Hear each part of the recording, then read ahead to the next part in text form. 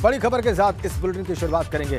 Cabinet विस्तार से पहले मोदी सरकार ने बड़ा फैसला लिया है। 8 राज्यों के राज्यपाल बदल दिए गए हैं। जी हां, बड़ी अपडेट।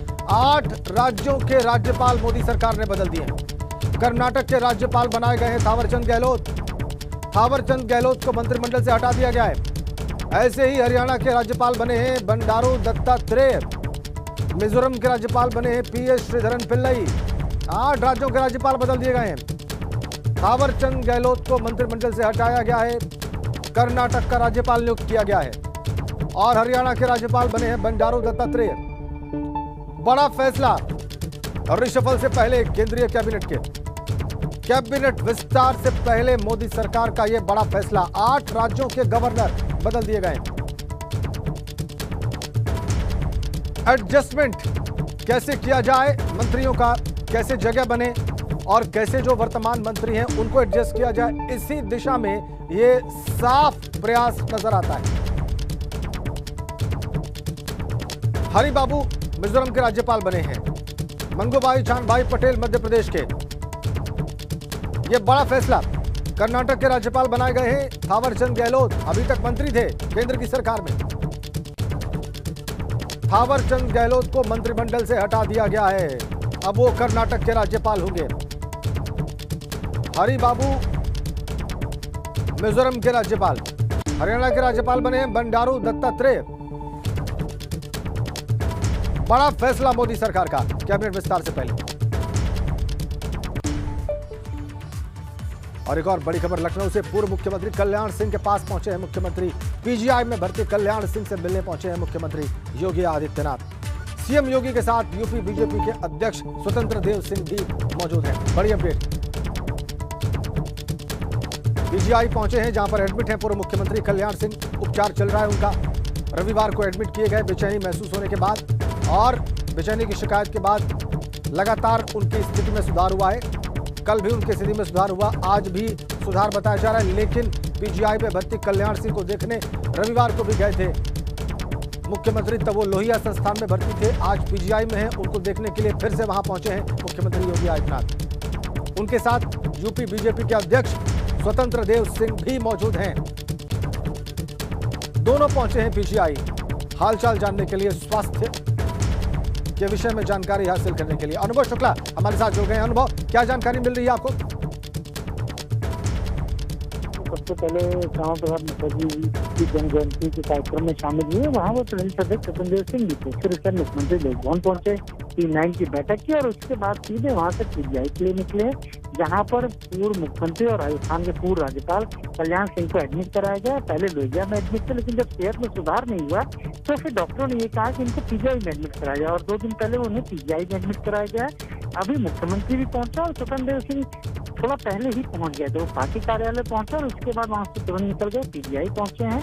दोनों लोग अभी स्वास्थ्य का हालचाल जान रहे हैं, डॉक्टरों से बात कर रहे हैं। पीजीआई के जो निदेशक हैं वो भी मौजूद हैं, उनसे भी हालचाल जान रहे हैं। और अभी कल प्रधानमंत्री नरेंद्र मोदी ने भी कल्याण सिंह के जो बेटे हैं सांसद राजेश सिंह, उनको भी फोन किया था, हालचाल जाना था। तो कहीं न कहीं कल्याण सिंह की जो सेहत है, जो स्वास्थ्य है, उसको लेकर मुख्यमंत्री भी फिक्रमंद हैं, प्रधानमंत्री भी फिक्रमंद हैं, तमाम सारे नेता पार्टी के फिक्रमंद हैं और लगातार उनका हालचाल ले रहे हैं। साथ ही साथ मुख्यमंत्री ने ये भी पूछा है डॉक्टरों से कि अगर जरूरत हो कहीं और इलाज की, बेहतर इलाज की, तो उनको वहाँ पर भी एयर एम्बुलेंस के जरिए भेजा जाए। लेकिन अभी फिलहाल क्योंकि रविवार के मुकाबले सोमवार को थोड़ा सा सुधार हुआ है, उनकी जो ब्लड शुगर थी, जो और रिपोर्ट थी, वो सामान्य आई है। तो ऐसे में लग रहा है कि लोहिया से जब पीजीआई शिफ्ट किया गया उसके बाद कल्याण सिंह की सेहत में थोड़ा सुधार देखने को मिल रहा है। बहुत धन्यवाद आपका अनुभव। सेहत में सुधार पूर्व मुख्यमंत्री कल्याण सिंह की और उनकी सेहत का हालचाल लेने के लिए पहुंचे हैं मुख्यमंत्री पीजीआई। अगली खबर गाजियाबाद से है। वहां पर टीला मोड़ थाना इलाके में भीषण सड़क हादसा हुआ है। इसमें 3 लोगों की जान चली गई। यहां पर एक ट्रक ने बाइक सवार 3 लोगों को कुचल डाला है। मौके पर ही 2 महिलाओं और एक पुरुष ने दम तोड़ दिया और इसके बाद पुलिस ने ट्रक चालक को हिरासत में लिया। ट्रक ने बाइक पर सवार 3 लोगों को रौंद डाला। 3 लोगों की मौके पर ही मौत। भयावह हादसा। बाइक पर सवार थे। भीषण सड़क हादसा, 3 लोगों की जान चली गई है गाजियाबाद में। 2 महिलाएं हैं इसमें और एक पुरुष। भीषण सड़क हादसा गाजियाबाद में। ट्रक ने बाइक को यहां पर टक्कर मार दी। ट्रक चालक को हिरासत में ले लिया गया है। मौके पर ही तीनों लोगों की जान चली गई।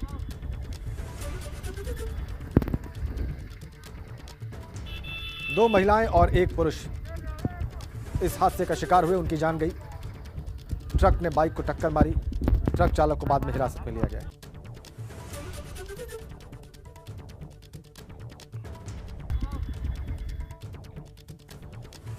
और राजधानी लखनऊ में सर्राफा व्यवसायी से रंगदारी मांगी गई है। लखनऊ में सर्राफा व्यापारी से खुलेआम 20 लाख रुपए की रंगदारी मांगी गई और रंगदारी न देने पर परिवार को जान से मारने की धमकी भी दी गई। बदमाशों ने रंगदारी न देने पर इस परिवार को जान से मारने की धमकी दी है। थाना निगोआ के स्टेशन रोड पर रहने वाला है सर्राफा व्यापारी शंकर सोनी से फोन करके रंगदारी मांगी गई है और इसके बाद से पूरा परिवार इस व्यापारी का डरा हुआ है, सहमा हुआ है। पुलिस को सूचना दे दी गई है, लेकिन अभी तक रंगदारी मांगने वालों का पुलिस सुराग नहीं हासिल कर सकी।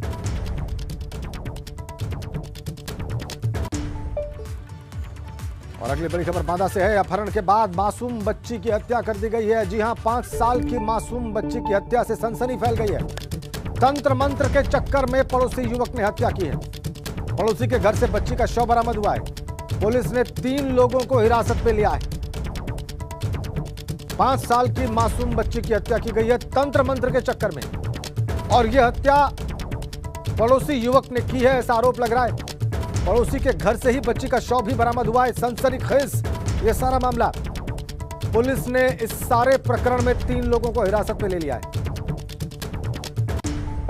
बड़ी अपडेट, तंत्र मंत्र के मामले में हत्या की खबर आ रही है। बांदा से अपहरण किया गया, मासूम बच्ची की हत्या की गई। आरोप पड़ोसी पर। 5 साल की मासूम बच्ची की हत्या से सनसनी फैल गई है पूरे इलाके में। आज भी प्रदेश में अंधविश्वास की जड़ें किस तरह से मजबूती से जमी हुई हैं, ये देखिए आप। बांदा से खबर, तंत्र मंत्र के चक्कर में 5 साल की मासूम की हत्या की गई है। 3 लोगों को हिरासत में लिया गया। हमारे संवाददाता अभय हमारे साथ जुड़ गए हैं। अभय, पूरी खबर बताएं। जी, आपको बता दूं कि ये 5 साल की जो मासूम बच्ची थी, ये दोपहर से अपने घर से गायब थी। घर में खेल रही थी बाहर। इसके बाद ये अचानक से गायब हो जाती है। इसके गायब होने के बाद घर वाले इसकी तलाश शुरू करते हैं, लेकिन ये नहीं मिलती है। इसके बाद जब ये बच्ची इनको कहीं नहीं मिलती है, जहाँ जहाँ उनको शक था कि ये यहाँ हो सकती है, पड़ोसियों के यहाँ जब ये नहीं मिली तो इन्होंने जाकर के पुलिस को पूरी बात बताई कि हमारी बच्ची नहीं मिल रही है। इसके बाद पुलिस तलाश में लग गई, लेकिन पुलिस को भी रात तक ये बच्ची नहीं मिली। तब जाके इन्होंने एक पड़ोसी के ऊपर शंका जाहिर की जो तंत्र मंत्र का काम करता था, जानकारी के मुताबिक। जब इन्होंने पुलिस से शंका जाहिर की तो पुलिस और पुलिस के आला अधिकारी एसपी खुद गए और इसके बाद जब वो सर्चिंग के बाद देर रात करीब 2 बजे के आसपास इन्होंने उसके घर से बच्ची को बरामद किया। बच्ची की मौत हो चुकी थी पूरी तरीके से। इसके बाद पुलिस उसके शव को लेके वहां से निकल आई है। उस समय वहां पे 3 लोग भी मौजूद थे घर में, जिनको पुलिस ने हिरासत में लिया। ठीक है भाई, बहुत बहुत धन्यवाद आपका इन जानकारियों के लिए। और उत्तर प्रदेश में ब्लॉक प्रमुख चुनाव की तैयारियों में जुट गई है बीजेपी। ब्लॉक प्रमुख चुनाव को लेकर आज बीजेपी की बड़ी बैठक, पार्टी कार्यालय पर रणनीति बनाने के लिए आज बड़ी बैठक बुलाई गई। क्षेत्रीय अध्यक्ष और क्षेत्र प्रभारियों के साथ मंथन करेंगे प्रदेश अध्यक्ष स्वतंत्र देव सिंह और महामंत्री संगठन सुनील बंसल। ब्लॉक प्रमुख पद के उम्मीदवारों के नाम तय करने पर मंथन होगा। तो बीजेपी तैयार ब्लॉक प्रमुख चुनाव के लिए। 10 तारीख को मतदान होगा, उसी दिन मतगणना होगी। 8 तारीख को नामांकन दाखिल होगा, 9 को नाम वापस लिए जा सकेंगे। 10 तारीख को मतदान होगा, 10 को ही परिणाम आएंगे मतगणना के बाद। भारतीय जनता पार्टी सक्रिय। अभी तय होना है शाम तक। पहले एक बार क्षेत्रीय अध्यक्ष क्षेत्रीय प्रभारी आ रहे हैं, एक बार बैठकर जिला के बारे में तय करेंगे। अभी तय होना है शाम तक। पहले एक बार क्षेत्रीय अध्यक्ष क्षेत्रीय प्रभारी आ रहे हैं, एक बार बैठकर जिला के बारे में तय करेंगे। बीजेपी ब्लॉक प्रमुख चुनाव की तैयारियों में जुटी है। इसको लेकर जो बैठक चल रही है उस पर एबीपी गंगा की नजर बनी हुई है। अभी पार्टी दफ्तर पर क्या कुछ चल रहा है, देखिए लखनऊ से हमारे संवाददाता अनुभव शुक्ला की इस रिपोर्ट में। और आज भी बैठक पार्टी कार्यालय पर रखी गई है। क्षेत्रीय अध्यक्षों की, क्षेत्रीय प्रभारियों की क्योंकि जो ब्लॉक प्रमुख के जो उम्मीदवार होंगे उनके नाम भी आज तय होने हैं। ये नाम यहाँ तय होंगे और इसके बाद इनकी घोषणा जिलावार की जाएगी। लेकिन बीजेपी की तैयारी यही है कि 825 सीटों पर जो ये इलेक्शन हो उसमें सबसे ज़्यादा सीटें जीतकर 2022 के चुनाव से पहले जनता के बीच एक बड़ा मैसेज दिया जाए। कहना सहयोगी मेहदी हसन के साथ अनुभव शुक्ला, एबी गंगा, लखनऊ। और बड़ी अपडेट आपको दे दें, एबीपी गंगा पर बीजेपी विधायक पंकज सिंह ने कहा है कि बीजेपी चुनाव में इतिहास बनाती है। जनता का भरोसा बीजेपी पर है। सपा पर भी बीजेपी विधायक पंकज सिंह ने निशाना साधा है। पंकज सिंह नोएडा से विधायक, उनका कहना है कि बीजेपी इतिहास बनाती है, जनता का भरोसा बीजेपी पर। उत्तर प्रदेश में अब ब्लॉक प्रमुख के चुनाव होने हैं। 10 तारीख को ये वोट डाले जाएंगे और इसके लिए बीजेपी ने अपनी रणनीति तैयार कर दी है। लगातार बैठकें हो रही है। पंकज सिंह जी हमारे साथ, इनसे जानेंगे। सर, ये जो ब्लॉक प्रमुख के चुनाव होने हैं, क्या रणनीति बीजेपी की रहेगी? क्योंकि जिला पंचायत अध्यक्ष के चुनाव में तो आप लोगों ने नया इतिहास रच दिया। देखिए, जहाँ जो भी भारतीय जनता पार्टी जो भी चुनाव लड़ेगी उन सब में भारतीय जनता पार्टी इतिहास बनाएगी, क्योंकि लोगों का भरोसा है, लोगों का विश्वास है, नेतृत्व पर विश्वास है, काम पर विश्वास है। 826 सीटें हैं, 825 पे चुनाव होंगे। सबसे ज़्यादा जीतने की तैयारी है, लक्ष्य कुछ रखा है? बिल्कुल जीतेंगे। 800 जीतेंगे, 750 जीतेंगे? बिल्कुल जीतेंगे, बिल्कुल जीतेंगे। लेकिन जिस तरह ये जिला पंचायत अध्यक्ष पद के चुनाव हुए, समाजवादी पार्टी आरोप लगा रही, कांग्रेस आरोप लगा रही, सत्ता का दुरुपयोग किया बहुत जगहों पर। अब समाजवादी पार्टी में तो के बारे में अब क्या कहूँ, तो जब आतंकवादी भी मारे जाते हैं तब भी उनको दिक्कत होती है। वो जब वो कोई भी देश हित का काम अगर होता है तब भी समाजवादी पार्टी को आपत्ति होती है। तो अब ऐसे लोगों की बातों पर कोई जनता जानती है, उस पर कमेंट करने की कोई आवश्यकता नहीं है। कुल मिलाकर बड़ी सफलता मिली है भारतीय जनता पार्टी को, और सिर्फ ये जिला पंचायत अध्यक्ष में ही सफलता नहीं मिली है। भाजपा को तो लगातार लोकसभा से लेकर विधानसभाओं से लेकर और उत्तर प्रदेश में नहीं, पूरे देश भर में लगातार सफलताएं मिल रही हैं। तो इसलिए समाजवादी पार्टी की बातों पर कोई गंभीरता से कोई टिप्पणी करने की आवश्यकता भी नहीं समझता। सर, पहले पार्टी ने तय किया था विधायक, सांसद, मंत्री के परिवार को टिकट नहीं मिलेगा, पर अपनी रणनीति को अब बदला है। कह रहे हैं कि अब उनको भी देंगे, जो जीतने वाला होगा उसको देंगे। देखिए, बहुत राजनीति में विनेबिलिटी एक बहुत बड़ा एक विषय होता है, और जहाँ पर लगता है कि लोगों का जनमानस का समर्थन किसी के प्रति है, तो जनमानस का ही समर्थन ही सबसे बड़ा किसी भी निर्णय को लेने का आधार राजनीति में होता है। तो जैसा भी परिस्थिति होती है वैसे पार्टी निर्णय लेती है। तो आपने सुना, क्या कहना है प्रदेश पदाधिकारी और विधायक पंकज सिंह की? साफ तौर पर वो कह रहे हैं कि जब ब्लॉक प्रमुख के ये चुनाव होंगे उसमें भी बीजेपी सबसे ज़्यादा सीटें हासिल करेंगी। और आज भी बैठक पार्टी कार्यालय पर रखी गई है, क्षेत्रीय अध्यक्षों की, क्षेत्रीय प्रभारियों की, क्योंकि जो ब्लॉक प्रमुख के जो उम्मीदवार होंगे उनके नाम भी आज तय होने हैं। ये नाम यहाँ तय होंगे और इसके बाद इनकी घोषणा जिलावार की जाएगी। लेकिन बीजेपी की तैयारी यही है कि 825 सीटों पर जो ये इलेक्शन हो उसमें सबसे ज़्यादा सीटें जीतकर 2022 के चुनाव से पहले जनता के बीच एक बड़ा मैसेज दिया जाए। कहना सहयोगी मेहदी हसन के साथ अनुभव शुक्ला, एबी गंगा, लखनऊ। और अगली खबर लखनऊ से। ब्लॉक प्रमुख चुनाव के लिए बीजेपी कार्यालय पर मुलाकातों का दौर जारी है। मंत्री और विधायक महामंत्री संगठन सुनील बंसल से मुलाकात कर रहे हैं। राज्य मंत्री सुरेश वासी ने सुनील बंसल से मुलाकात की। बेसिक शिक्षा मंत्री सतीश द्विवेदी भी सुनील बंसल से मिले।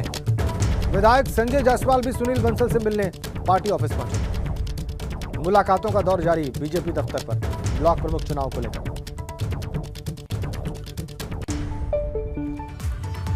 एक बड़ी खबर और इसी चुनाव से जुड़ी हुई। बीजेपी सरकार के मंत्रियों के परिजन भी ब्लॉक प्रमुख का चुनाव लड़ सकेंगे। विधायक और नेताओं के रिश्तेदार भी ब्लॉक प्रमुख का चुनाव लड़ सकेंगे।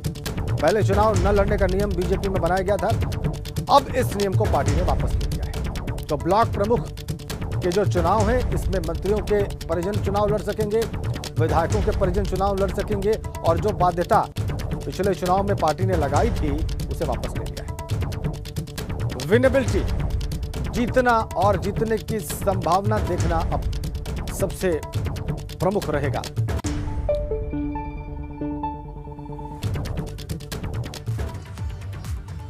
चुनाव की बात कर रहे हैं तो आपको बताएं कि उत्तर प्रदेश में ब्लॉक प्रमुख के चुनाव की भी घोषणा कर दी गई है। 825 ब्लॉक प्रमुखों के चुनाव के लिए 10 जुलाई को वोट डाले जाएंगे और 10 जुलाई को ही नतीजे घोषित कर दिए जाएंगे। ब्लॉक प्रमुख पद के लिए नामांकन 8 जुलाई को किया जाएगा। नामांकन सुबह 11 बजे से दोपहर 3 बजे तक। और इस बीच लखनऊ के 8 ब्लॉक्स में 10 जुलाई को होने वाले ब्लॉक प्रमुख पद के चुनाव के लिए डीएम ने सहायक निर्वाचन अधिकारियों की तैनाती भी कर दी। तो ब्लॉक प्रमुख चुनाव के लिए तारीखों की घोषणा कर दी गई है। जिलाधिकारी ने ब्लॉक स्तर पर सहायक निर्वाचन अधिकारी भी नियुक्त कर दिए हैं। राज्य निर्वाचन आयोग की इस घोषणा के बाद से यही सहायक निर्वाचन अधिकारी चुनाव संपन्न कराएंगे ब्लॉक स्तर पर। 8 जुलाई को नामांकन होगा, 9 जुलाई को नाम वापस लिए जा सकेंगे और 10 जुलाई को मतदान होगा, मतगणना होगी और परिणाम घोषित होंगे। ब्लॉक प्रमुख चुनाव की प्रक्रिया शुरू हो गई है उत्तर प्रदेश में।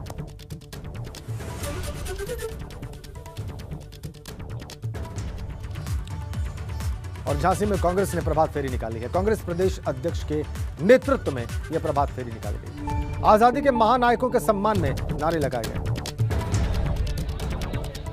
झांसी में कांग्रेस नेताओं ने प्रभात फेरी निकाली। बहुत लंबा गैप रहा कांग्रेस के द्वारा किए गए इस कार्यक्रम का। लंबे समय बाद प्रभात फेरी की ओर लौटी है कांग्रेस झांसी में। कांग्रेस के झंडे लेकर ये कांग्रेसी प्रभात फेरी निकालते हुए स्वतंत्रता आंदोलन के महानायकों के जयकारे लगाते हुए उन्हें याद किया। झांसी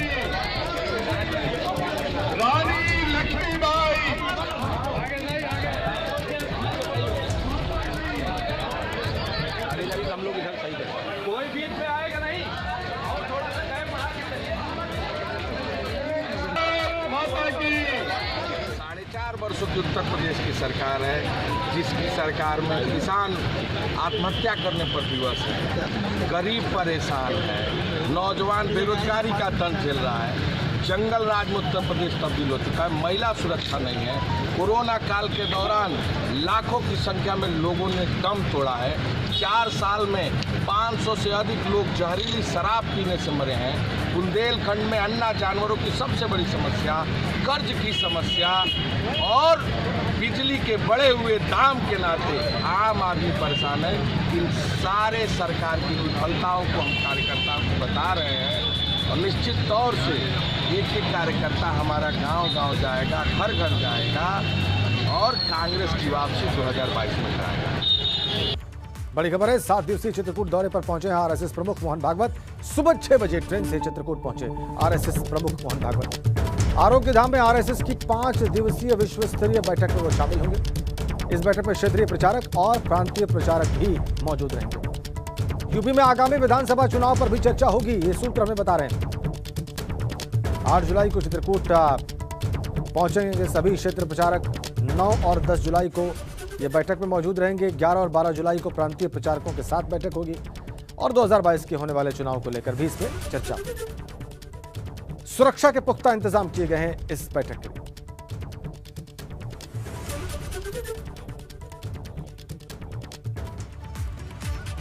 और अगली बड़ी खबर लखनऊ से है। एआईएमआईएम सांसद असदुद्दीन ओवैसी यूपी का दौरा करेंगे। 8 जुलाई को यूपी के दौरे पर रहेंगे ओवैसी। बहराइच में पार्टी ऑफिस का उद्घाटन करेंगे ओवैसी।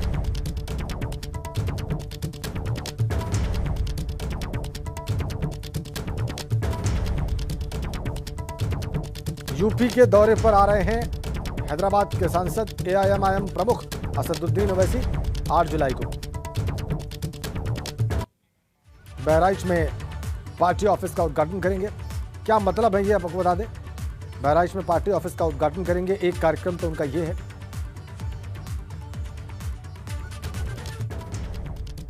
राजभर के दल के साथ उनका, सुभाषपा के साथ उनका गठबंधन है, घोषित है। 8 जुलाई को उत्तर प्रदेश के दौरे पर आ रहे हैं। 2022 का विधानसभा चुनाव सामने है। 100 सीटों पर चुनाव लड़ने की बातें वो पहले कह चुके हैं। अब यूपी के दौरे पर आ रहे हैं 8 जुलाई को। बहराइच में पार्टी ऑफिस का उद्घाटन भी करेंगे। सियासी नब्ज टटोलेंगे।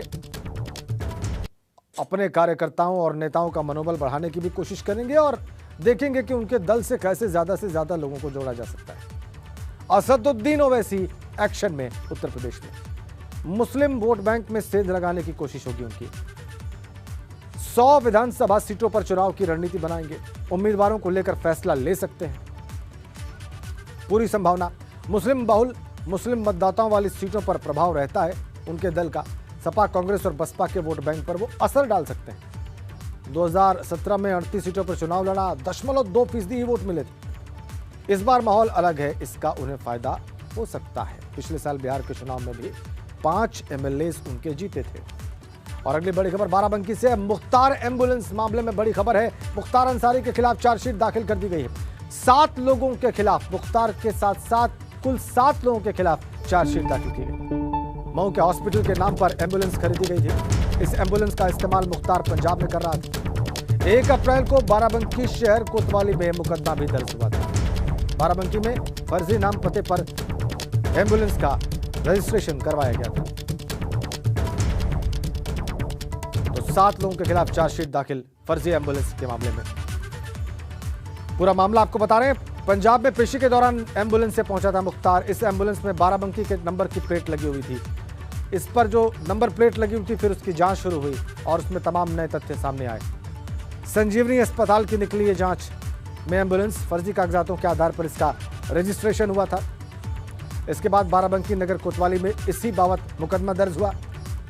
मुख्तार अंसारी को इसमें आरोपी बनाया गया। अस्पताल संचालिका अलका राय भी गिरफ्तार हो चुकी है इस मामले में और मुजाहिद नाम का शख्स भी आरोपी है इस सारे प्रकरण में। अब पुलिस ने इस मामले में चार्जशीट दाखिल कर दी गई।